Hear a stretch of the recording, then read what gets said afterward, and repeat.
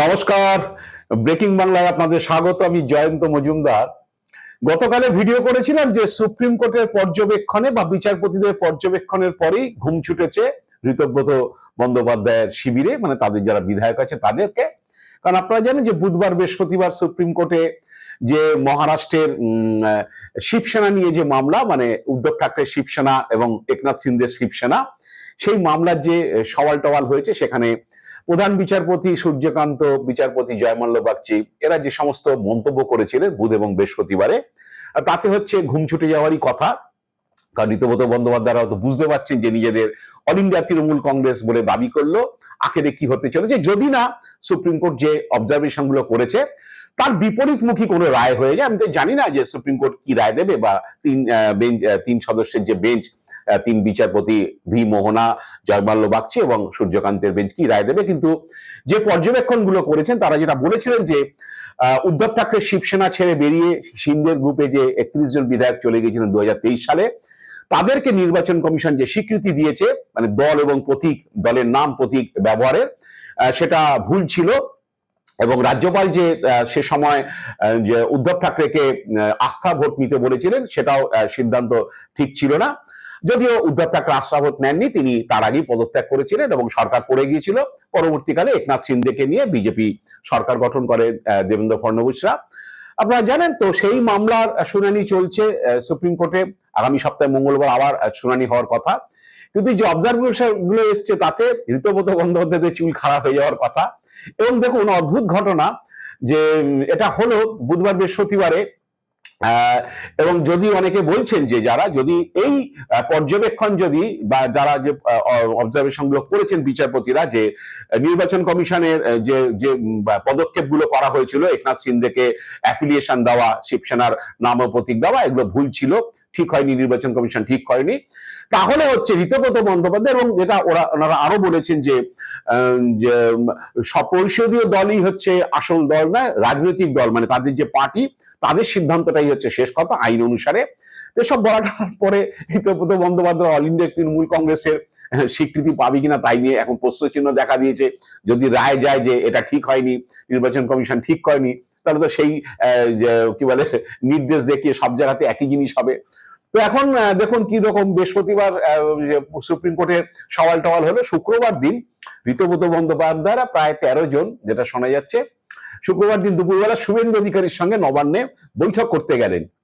এবং যারা এখন ওই শিবিরের, যারা ওরা দাবি করছেন 60-65 জন বিধায়ক তাদের সঙ্গে আছেন, এই শিবিরের যখন মাথা যারা, তারাই গিয়েছিলেন মূলত ঋতব্রত বন্দ্যোপাধ্যায়, অরূপ রায়, যে আখরুজ্জামান মানে চিফ হুইপ, যেটা বিপ্লব মিত্র, ফিরাদ হাকিম, জাভেদ খান, নূর আলম, ইমানি বিশ্বাস, রায়াত হোসেন যে সরকার, জেবার শেখ, আপনার বুরহানুল মুকাদ্দিম লিটন, যে বাহারুল ইসলাম, গোলাম রব্বানি, যে আনিসুর রহমান বিদেশ, এরা হচ্ছে গিয়েছিলেন। যে 12-13 জন এখন মাতব্বর গোছের রয়েছেন, যে শিবিরকে যারা চাঙ্গা করে রেখেছেন, তারা গিয়েছিলেন।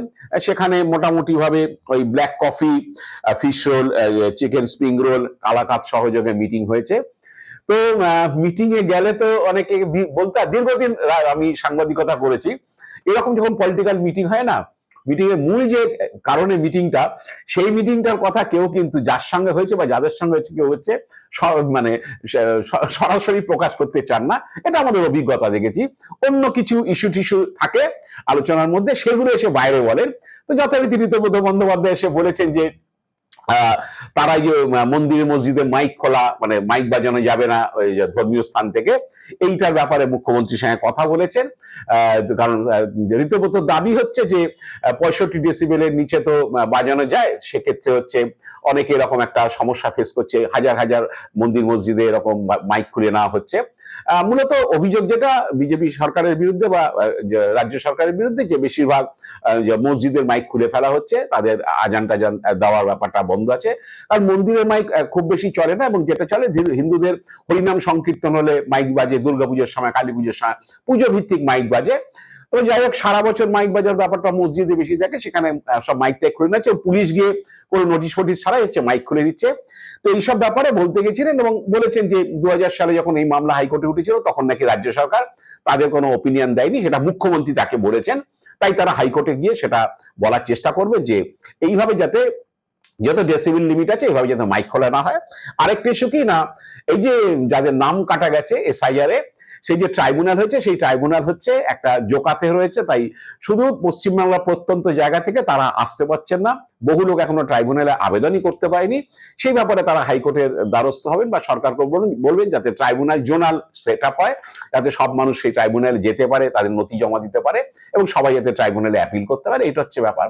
আসলে ব্যাপারটা হচ্ছে যে রাজনৈতিক পর্যবেক্ষক, আমি অনেকের সাথে কথা বললাম যারা এসব করেন, আসলে ব্যাপারটা হচ্ছে যে সুপ্রিম কোর্ট যা হচ্ছে অবজারভেশন দিচ্ছে তাতে কিন্তু ঋতব্রতদের সামনের দিনে কিন্তু ঘুম ছুটে যাওয়ারই কথা।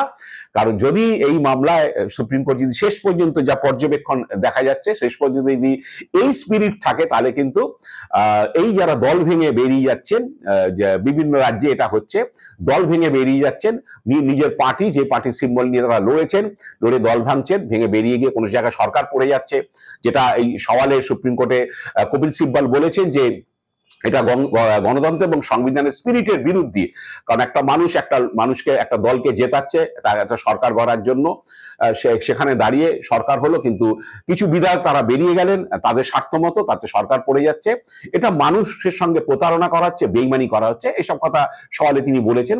তো এখন যদি সুপ্রিম কোর্ট এই যে বিরুদ্ধে রায় চলে যায়, মানে একনাথ সিদ্ধেদের বিরুদ্ধে রায়টা চলে যায়, তাহলে ঋতব্রত বন্দ্যোপাধ্যায় হচ্ছে আর তৃণমূল কংগ্রেস গুলো দাবি করতে পারবেন না।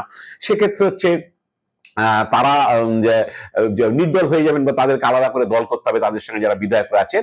তো এখন কিভাবে কি হবে, একটা জটিল পরিস্থিতি তৈরি হতে পারে এই আশঙ্কা করে অনেকে বলছেন যে হয়তো এই আশঙ্কা করে শুভেন্দু অধিকারীর কাছে গিয়েছেন যে আপনার কথায় তো মানে যেটা অনেকেই বলছে যে হয়তো শুভেন্দু অধিকারী যেটা চেয়েছিলেন যে ভোটের পরে তিনি বলেছিলেন মমতা বন্দ্যোপাধ্যায়ের নাম ও নিশান তিনি মুছে দেবেন, তাই অনেকে বলছেন যে হয়তো শুভেন্দু অধিকারী সেই যে আপ্তবাক্য সেটা ধরেই হয়তো ঋতব্রত বন্দ্যোপাধ্যায়রা শুভেন্দু অধিকারীর কথা মতো হয়তো দল ভেঙেছিলেন, যে আমরা আপনার কথা মতো তো আমরা দল ভেঙেছি।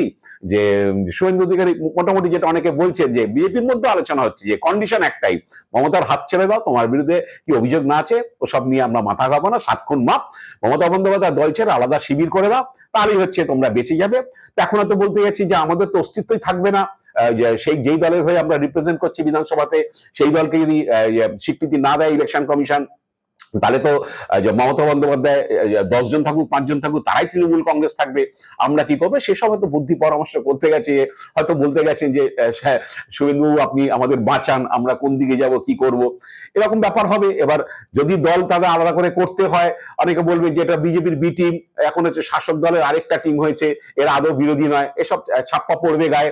তৃণমূলের তো বলতে হতো যে আমরা তৃণমূল কংগ্রেস, আমরা বিজেপি বিরোধিতা করে জিতে এসেছি, আমরা বিধানসভাতেও বিরোধিতা করবো, গঠনমূলক বিরোধিতা করবো। এটা ঋতব্রত বন্দ্যোপাধ্যায় বলছে গঠনমূলক বিরোধিতা। তো গঠনমূলক বিরোধিতার আড়ালে কি করবেন সেটা যে মানুষ দেখতে পাচ্ছে বা বুঝতে পারছে, যে বিলে ভোট দিচ্ছেন না, বেরিয়ে যাচ্ছেন যে কি বলে ভোটাভুটির আগে, এসব চলছে। তো যাই এখন অস্তিত্ব সংকট হয়ে গেছে, যদি না পাই, যদি দলের সিম্বল না পাই, যদি নাম না পাই, যদি দলের তহবিলের দখল না পাই, তাহলে কি হবে? এখন মধ্যে সেই জন্যই পরামর্শ করতে গেছেন, আমি হয়তোই বলছি, এবং বেরিয়ে এসে কিছু একটা বলতে হবে যে এই কারণে মিটিং। কুণাল ঘোষ ইতিমধ্যেই তাদের কটাক্ষ করেছেন যে আসলে এরা যে এইরকম সব বুঝতে পারছেন তো। কুণাল ঘোষের স্বভাবে যা হয়, আমি একটু আপনাদের শুনিয়ে দিই কুণাল ঘোষের ঋতব্রতদের সম্পর্কে শুভেন্দু অধিকারীর সঙ্গে মিটিং করতে গিয়ে কি বলেছেন, আপনারা শুনুন। তারা আজকে শুভেন্দু অধিকারীর সঙ্গে দেখা করতে যাচ্ছেন নিজেদের ব্যক্তিগত সেটিং ইস্যুতে। এইটা হচ্ছে দুটো তফাৎ। ওই বালিশচাটা শিবির তারা যাচ্ছে নবান্নে শুভেন্দু অধিকারীর কাছে, কি কথা হবে? সব নিজেদের ব্যক্তিগত অঙ্কের কি করে তারা থাকবেন, একটা পরিষদীয় অঙ্কে অস্তিত্বের সংকটে পড়েছেন, তারা নিজেদের করতে যাচ্ছেন, কাहीं পে নিগাহে কাहीं পে নিশানা। আপনারা শুনলেন তো। এখন ব্যাপারটা হচ্ছে যে সবাই বোঝে যে এরকম কি হতে চলেছে না হতে চলেছে, হঠাৎ করে নবান্ন গিয়ে এইসব বৈঠক করলে হচ্ছে এইগুলো লোকে বলবেই, কিছু করার নেই, ইস্যু থাকতেই পারে, এখন বিধানসভা চলছে না আপনার নবান্নতে গিয়ে বলছেন, কিন্তু আসল বিষয়টা হচ্ছে কিন্তু অস্তিত্বের সংকট, ঘুম ছুটে ঘটে যাচ্ছে। যদি রায় অন্যদিকে ঘুরে যায় তাহলে হচ্ছে কিন্তু আর হচ্ছে নির্বাচন কমিশনে জ্ঞানেশ কুমারের কাছে গিয়েও কিন্তু কিচ্ছু হবে না, কারণ জ্ঞানেশ কুমার আপনাদের স্বীকৃতি দিতে পারবে না।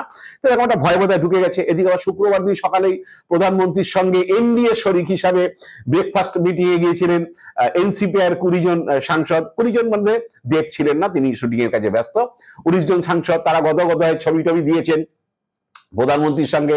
তা এটা দেওয়ার পরে যা হয়, কাকলি ঘোষ স্যার কাকলি বেরিয়ে সংবাদ মাধ্যমকে বলেছেন যে প্রধানমন্ত্রী বলেছেন যে ভালো করে কাজ করো, দেশ গড়ার জন্য সবাইকে একযোগে ঝাঁপাতে হবে, আপনাদের নিজেদের কনস্টিটিউয়েন্সিতে কাজ করুন, আপনাদের রাজ্য ভালো কাজ করলে তবেই হচ্ছে দেশও উন্নত হবে। সবকটা রাজ্যে যদি ঠিক মতো ভালো করে কাজ হয়, আপনারা আপনাদের কনস্টিটিউয়েন্সিতে ভালো করে কাজ করুন, যে সমস্ত প্রকল্প আছে সেই প্রকল্পের কাজ যাতে সুষ্ঠু হয় সেগুলো দেখুন।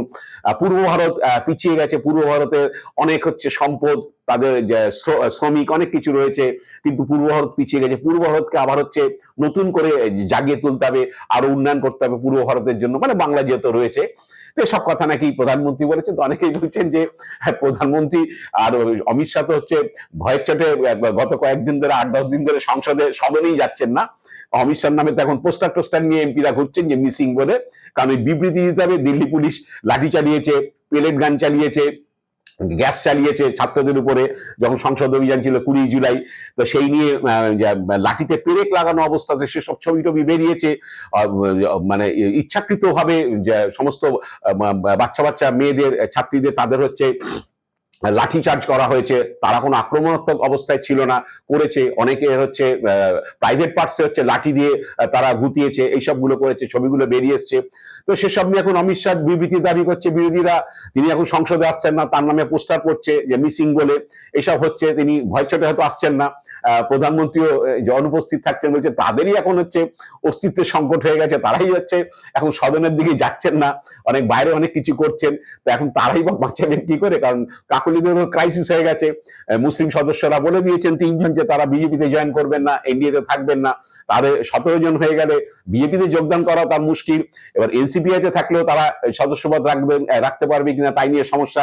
স্পিকার সেই জন্য তাদের অ্যাপ্লিকেশন দিচ্ছে না, অনেক রকম সমস্যা। এখন বলছি যে ব্রেকফাস্ট করুন, কিন্তু নিজেরা যে খেঁচা কলে পড়েছে সেখান থেকে উদ্ধার করার ক্ষমতা বোধ এখন নরেন্দ্র মোদী, অমিত শাহরও নেই।